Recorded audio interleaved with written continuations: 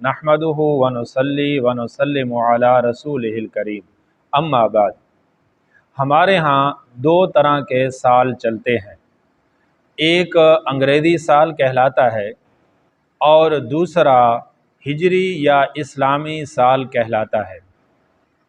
انگریزی سال کا آغاز جنوری کے مہینہ سے ہوتا ہے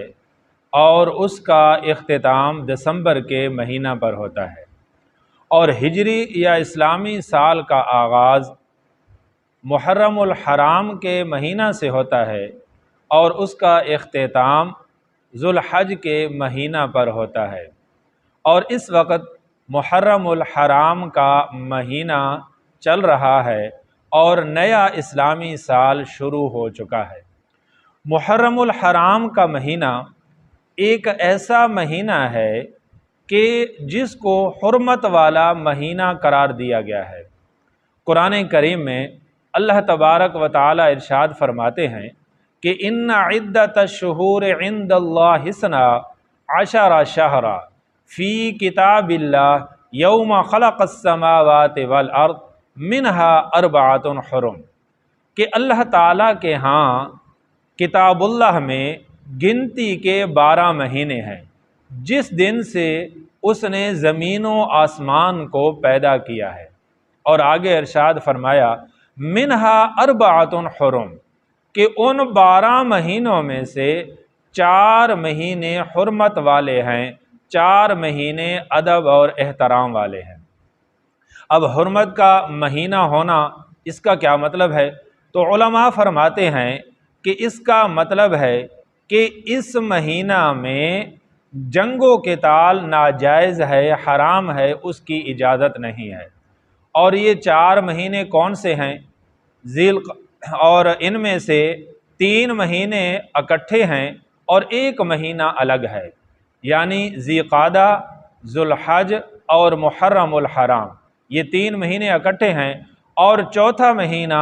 رجب کا مہینہ کہلاتا ہے۔ تو یہ 4 مہینے ایسے ہیں کہ جن کو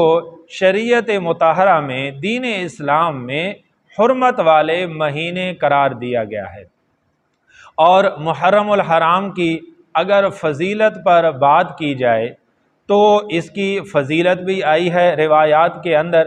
اور ان میں ایک فضیلت یہ ہے کہ جناب نبی کریم صلی اللہ تعالی علیہ وسلم کی سنت مبارکہ ہے کہ محرم الحرام کی 10 تاریخ کو روزہ رکھنا، جس کو عاشورہ کا دن بھی کہا جاتا ہے، یعنی عاشورہ کے دن 10 محرم الحرام کو روزہ رکھنا سنت کہلاتا ہے۔ اب اس کا پس منظر کیا ہے، اس کا بیک گراؤنڈ کیا ہے؟ تو اس کے متعلق فرمایا کہ جناب نبی کریم صلی اللہ تعالی علیہ وسلم جب ہجرت فرما کے مدینہ طیبہ تشریف لے گئے تو آپ علیہ الصلاۃ والسلام نے وہاں کے یہودیوں کو دیکھا کہ وہ 10 محرم الحرام کا روزہ رکھا کرتے تھے۔ آپ علیہ الصلاۃ والسلام نے ان سے پوچھا کہ یہ کیسا دن ہے جس میں تم روزہ رکھتے ہو؟ تو وہ کہنے لگے کہ 10 محرم الحرام کو اللہ تبارک و تعالی نے حضرت موسیٰ علیہ الصلاۃ والسلام اور اس کی قوم کو نجات دی تھی، اور فرعون اور اس کی قوم کو اللہ تبارک و تعالی نے غرق کر دیا تھا۔ تو حضرت موسیٰ علیہ الصلاۃ والسلام نے شکرانہ کے طور پر اس دن کا روزہ رکھا، ہم بھی ان کی اتباع میں اس دن کا روزہ رکھتے ہیں۔ تو حضور علیہ الصلاۃ والسلام نے فرمایا کہ میرا تعلق اور میرا رشتہ تم سے زیادہ قریب ہے حضرت موسیٰ علیہ الصلاۃ والسلام کے ساتھ۔ اور آپ علیہ الصلاۃ والسلام نے فرمایا کہ اگر میں آئندہ زندہ رہا تو میں 10 محرم کا روزہ رکھوں گا۔ اور اس کے ساتھ یہ بات بھی سمجھ لینی چاہیے کہ حضور علیہ الصلاۃ والسلام کو اس بات کا بھی حکم ہے کہ آپ نے یہود و نصارہ کی موافقت نہیں کرنی، یعنی جیسے اور جس طرح وہ عمل کرتے ہیں آپ نے اسی طرح وہ عمل نہیں کرنا، بلکہ ان کی مخالفت کرنی ہے۔ تو اس لیے حدیث پاک کے اندر آتا ہے کہ مسلمانوں کو حکم ہے کہ وہ 10 محرم کا روزہ رکھیں اور اس کے ساتھ دوسرا 9 محرم الحرام یا 11 محرم الحرام کا روزہ رکھیں، تاکہ اس سے یہود کی مخالفت ہو جائے۔ تو اس لیے سنت یہ ہے کہ 9 یا 10 محرم الحرام کا روزہ رکھا جائے یا 10 یا 11 محرم الحرام کا روزہ رکھا جائے۔ اب اس روزے کی فضیلت کیا ہے؟ تو اس کے متعلق ایک روایت میں فرمایا کہ 10 محرم الحرام کا روزہ رکھنے سے انسان کے 1 سال کے گناہوں کا کفارہ ہو جاتا ہے، یعنی 1 سال کے گناہ معاف ہو جاتے ہیں۔ اور اسی طرح ایک دوسری روایت میں فرمایا گیا ہے کہ 10 محرم الحرام کا روزہ رکھنے سے 2 سال کے گناہوں کا کفارہ ہوتا ہے، یعنی 2 سال کے گناہ معاف ہو جاتے ہیں۔ تو یہ تو عاشورہ کے یعنی 10 محرم الحرام کے روزہ کی فضیلت ہے۔ اور اس کے علاوہ بھی اگر تاریخ اسلام کو پڑھا جائے تو پتہ چلتا ہے کہ محرم الحرام کے مہینہ کی بہت زیادہ اہمیت ہے۔ مثال کے طور پر اللہ تبارک و تعالی نے حضرت آدم علیہ السلام اور اماں حوا کو پیدا فرمایا تو تاریخ 10 محرم الحرام کی تھی۔ اللہ تبارک و تعالی نے جب حضرت آدم علیہ السلام کی توبہ کو قبول فرمایا تو تاریخ 10 محرم الحرام کی تھی۔ اور اللہ تعالی نے جب حضرت یونس علیہ السلام کو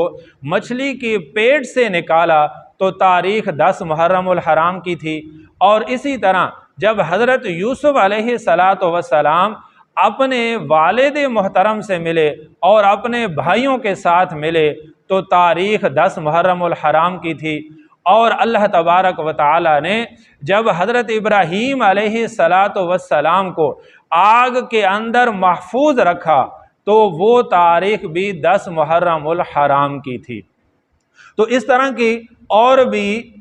10 محرم الحرام کے متعلق اس طرح کی باتیں ملتی ہیں جس سے معلوم ہوتا ہے کہ 10 محرم الحرام کی جو تاریخ ہے اس کی بہت زیادہ اہمیت ہے۔ اب جو مختصر سے دلائل میں نے دیے ہیں تو ان کی روشنی میں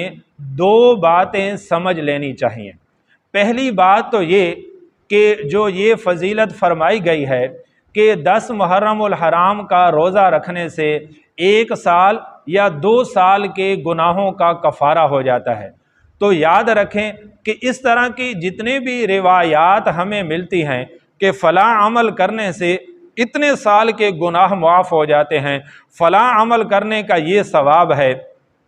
تو اس کے متعلق محدثین نے لکھا ہے کہ اس سے صغیرہ گناہ یعنی چھوٹے گناہ معاف ہوتے ہیں، کبیرہ اور بڑے گناہ معاف نہیں ہوتے۔ بڑے گناہوں کی معافی کے لیے توبہ کرنا، خالص توبہ کرنا، پکی اور سچی توبہ کرنا وہ ضروری ہے۔ تو ایک بات تو یہ سمجھ لینی چاہیے، اور دوسری بات یہ سمجھ لینی چاہیے کہ یہ جو ہم میں یہ بات مشہور کر دی گئی ہے کہ محرم الحرام کو جو فضیلت ملی ہے وہ حضرت حسین رضی اللہ تعالی عنہ کی شہادت کی وجہ سے ملی ہے، کیونکہ محرم الحرام کے مہینہ میں اس شہادت کو بہت زیادہ بیان کیا جاتا ہے اور اس کے متعلق لکھا بھی جاتا ہے، اس کے متعلق خطیب حضرات تقاریر بھی کرتے ہیں، اس کے متعلق جلسے اور جلوس بھی نکالے جاتے ہیں۔ تو ان ساری باتوں سے ہم یہ سمجھ بیٹھے ہیں اور یہ ایک تاثر پیدا ہو گیا ہے کہ محرم الحرام کو جو فضیلت ملی ہے یا محرم الحرام کی جو اہمیت ہے وہ حضرت حسین رضی اللہ تعالیٰ عنہ کی شہادت کی وجہ سے ہے۔ اور یاد رکھیں کہ یہ تاثر بالکل صحیح نہیں ہے، بلکہ محرم الحرام کی فضیلت اور اس کی اہمیت تو اس وقت سے ہے جب سے حضرت حسین رضی اللہ تعالی عنہ پیدا بھی نہیں ہوئے تھے، اور جب اللہ تبارک و تعالی نے قرآن کریم کو نازل فرمایا تو اس وقت سے محرم الحرام کی فضیلت اور اہمیت چلی آ رہی ہے۔ تو اس لیے یہ کہنا کہ محرم الحرام کی فضیلت حضرت حسین رضی اللہ تعالی عنہ کی شہادت کی وجہ سے ہے تو یہ بات صحیح نہیں ہے،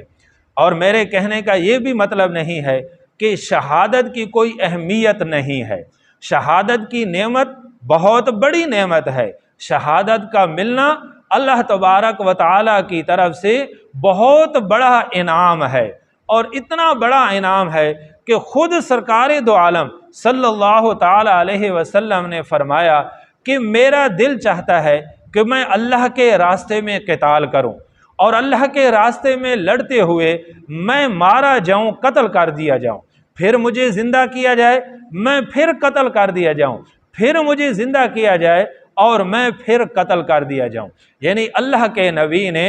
بار بار اللہ کے راستے میں شہید ہونے کی تمنا اور خواہش فرمائی ہے۔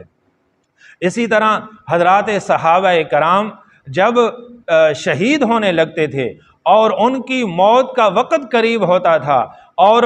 یقین ہو جاتا تھا کہ اب ہماری موت آ چکی ہے، اب روح نکلنے والی ہے، میدان جنگ کے اندر تڑپ رہے ہوتے ہیں، خون بہہ رہا ہوتا ہے، جسم کے ٹکڑے ہو چکے ہوتے ہیں، لیکن اس حالت میں بھی ان کی زبان پر ایک ہی جملہ جاری ہوتا تھا کہ فزت برب الکعبہ، رب کعبہ کی قسم میں کامیاب ہو گیا۔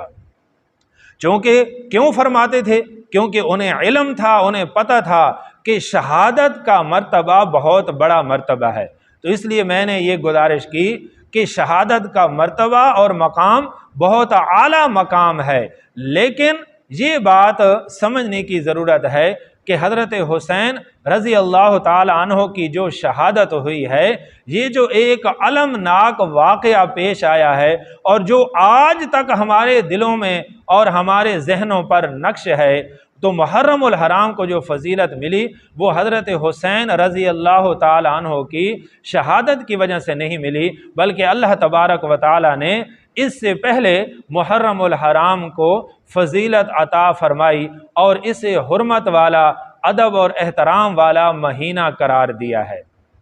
تو یہ ایک چند گزارشات، مختصر گزارشات تھیں جو میں نے محرم الحرام کے حوالے سے عرض کی ہیں۔ اللہ تبارک و تعالی ہم سب کو